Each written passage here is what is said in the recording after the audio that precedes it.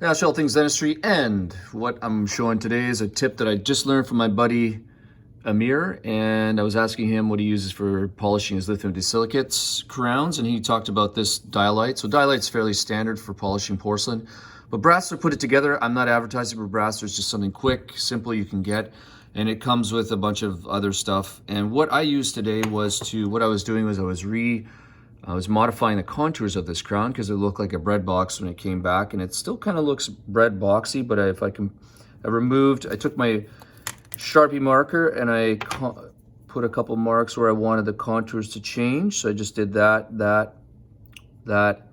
and kind of that. Don't worry, I'm gonna remove this with alcohol before we see this in the patient. And then I put it on I took a look on my solid. If you don't know what a solid model is for, it's for checking your interproximal contacts, because when you have your dies, they can move. So this is helpful to check how the contact's fitting. Of course, if your initial impression is off, well, all this beautiful stone and plastic work is gonna be off as well, and the crown will not fit intraorally. So hopefully by the time you see this in 2030, you'll just be doing digital scans and getting a 3D printed model of this. So I've already adjusted, but that's what I did for this case. I just Sharpied it. And then I used this fancy dialite Brasseler kit. And what we did was don't forget to use it on the die. So I placed my crown on the die. And this is for chairside as well. That's what's the beauty of it, especially for most of you watching these. You're not going to be sitting back in your lab, in your home lab at home. You're going to be chairside trying to fumble with this. So this is a quick little kit that you can refill. You can also buy these dialite from your, Henry Schein or Patterson and whatnot. So the kit really starts with, in any of these types of variations, you got a round ball, you got this kind of football shape. What I was using today was just a red diamond.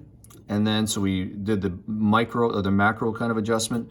Then we did with the extra fine. I've never seen one of those burrs. So extra fine in the yellow. And then my buddy suggested we go to the sort of brownie point that's diamond impregnated. And then so you go 1, 2, 3, and then I use just the points and then the flat surfaces here. So then you go to red, then the yellow. And honestly, don't forget to do it on your die so you protect your margins. And this is, if you've never seen this is an endo crown. So we're using adhesive technology to lute this down. There is some good literature support for using an endocrown in posterior teeth. And after I finished that, I finished the flat surfaces and I retained my contact. You can see it as I changed the light. So we maintained the contact area, didn't touch that because we haven't seen the patient yet. I used this to finish all these flat surfaces, and I was really impressed. I'll be honest.